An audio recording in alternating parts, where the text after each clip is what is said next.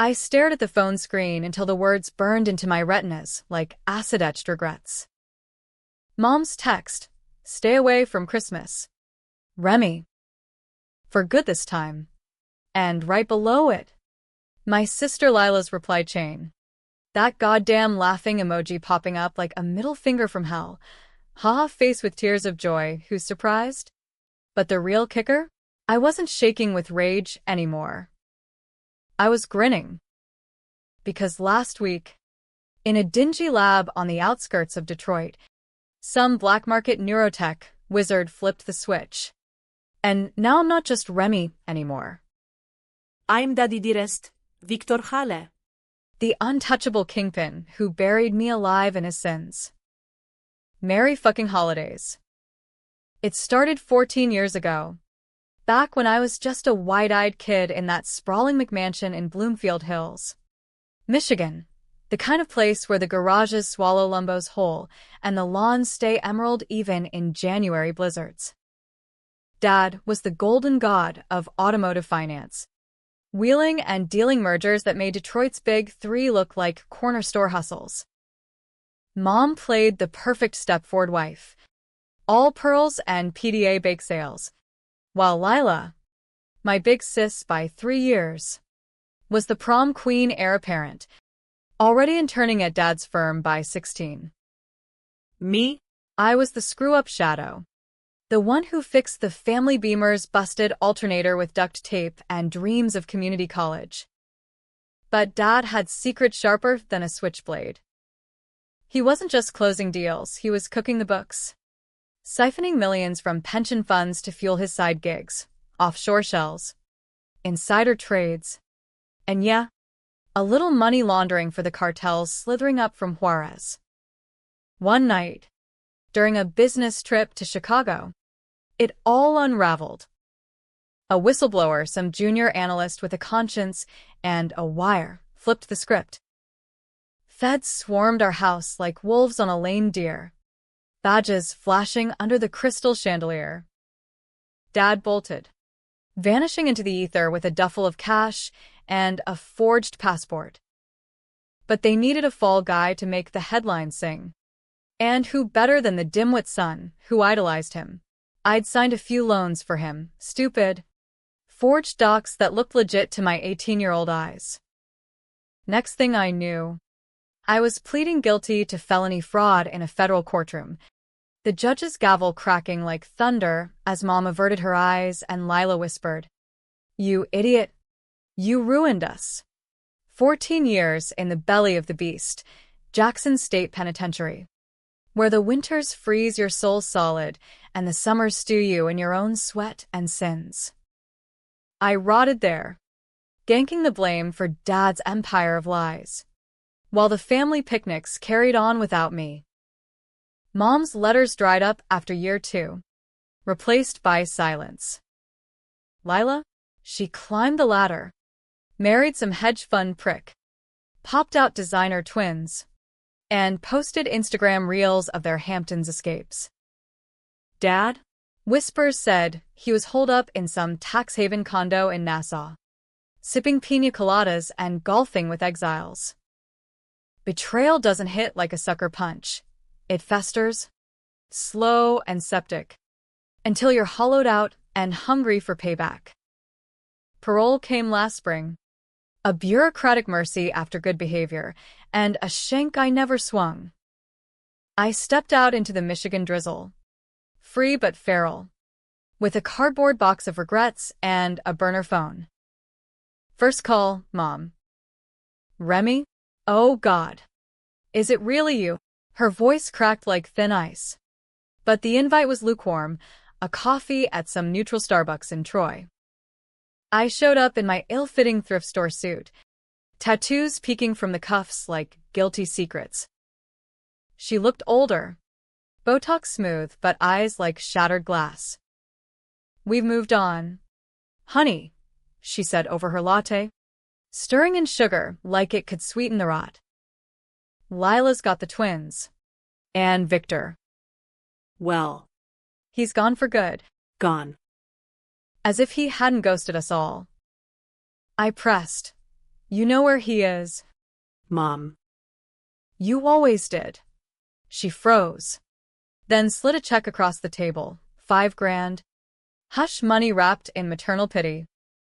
Start fresh. Stay away. That's when the hook sank deep. Stay away. From the family I bled for? I crumpled that check in my fist and walked out, the rain washing the ink into gutters. But fate, that cruel joker, had other plans. A week later, scraping by in a flop house off 8 Mile, I overheard a barfly muttering about body swaps, not some sci-fi bullshit, but real-deal neural mapping. Black market tech, from ex-DARPA dropouts peddling immortality hacks to the ultra-rich. Turns out, Dad's old network had tentacles everywhere, including a ghost lab in an abandoned GM plant. One desperate Google deep dive led to a contact, Dr. Elias Crow, a disgraced neuroscientist with a god complex and a grudge against the Hales for tanking his funding. Revenge is a mirror. Kid, he rasped over an encrypted line. Want to stare into your father's eyes? From the inside, the lab smelled like ozone and regret, fluorescent buzz cutting through the gloom of rusted assembly lines. Crow was a scarecrow in scrubs, veins mapped with track marks from whatever kept his demons at bay. Consciousness transfer, he explained, strapping me to a gurney that hummed like a migraine. We map your neural net. Beam it across the ether to a receiver in your target skull, implanted via a routine dental procedure, courtesy of a bribed hygienist. Synapses fire. Egos collide. And poof, you're him. But it's one way. Remy. No takebacks. You die in his skin. You're gone. The target? Victor Hale. Finally surfaced in a Miami penthouse, courtesy of Crow's hacker moles. Price tag, my life savings, that crumpled check, cashed under a fake name and a favor, whatever Crow wanted post-swap. I signed the waiver with a ballpoint that felt like a noose. The procedure was hell distilled, electrodes biting into my scalp, visions of my life flashing like a bad acid trip. Dad's back turned as feds cuffed me. Mom's check fluttering away. Lila's emoji graveyard on my silent phone. Then blackout. I woke to silk sheets and ocean views, heart hammering in a chest that was a mine. Mirror check, salt and pepper hair. Crow's feet framing blue eyes that had always lied so smoothly. Victor Hale stared back, but it was me pulling the strings. I flexed fingers that had signed my prison sentence, laughed a deep, unfamiliar rumble, and whispered, "Time to come home. Family. First order," the texts. I fired them off from Dad's encrypted iPhone, the one with Cayman Islands routing. To Mom, tell Remy to stay the hell away from Christmas. He's poison. To Lila, in the group chat, nothing but silence at first. Then her ping. Dad? WTF. Since when do you care? I waited. Then dropped the bomb, a forwarded email from Remy, fabricated by Crow's scripts, a rambling confession of my plans to crash the family gathering, laced with just enough crazy to spook. Her reply, haha, face with tears of joy as if he'd show. The loser's still in the gutter. Gotcha. Christmas Eve loomed like a guillotine blade, the Hale family tradition a glittering farce at the old Bloomfield estate, now Lila's domain, since Mom had downsized to a condo in Boca. I chartered a jet from Miami, landing in a private hangar at Detroit Metro, then drove the familiar black Escalade up I-75, snow flurries whipping like accusations. The house glowed like a fever dream, icicle lights dripping from eaves, a 15-foot Fraser for dominating the foyer, ornaments tinkling like wind chimes in a graveyard. Lila answered the door in a cashmere sweater and Louboutins, twins orbiting her like satellites. Dad? Holy shit. You actually came? Her hug was perfunctory, eyes scanning me for cracks. Mom hovered in the kitchen, apron dusted with flour from her famous gingerbread, the same hands that had pushed that check away. Victor, she breathed, voice a mix of relief and recoil. We thought. Dinner was a minefield of small talk and spiked eggnog. The twins chattered about Roblox forts. Lila's husband, Bland Brad, droned on about crypto dips. And Mom picked at her turkey like it owed her money. I played the prodigal, spinning yarns of island reinvention, but my eyes were knives, carving into their facades. That's when I dropped the first payload, a toast. To family, I said, glass raised. The ones who take the fall so others can fly. Lila snorted into her wine. Deep. Dad. Remy's ghost haunting you. Mom's fork clattered. I smiled Victor's smile. Maybe. Or maybe it's time we dug him up. Post-dinner charades devolved into the annual gift unwrap ritual by the fire, crackling logs masking the tension like a bad cover-up. Lila handed out envelopes, bonds for the kids, a spa voucher for Mom. My turn, a slim box, wrapped in metallic paper that caught the flames like fool's gold. For the one who laughed last, I murmured, sliding it to Lila. She tore it open, expecting the usual Rolex or Birkin knockoff. Instead, a USB drive, matte black and innocuous.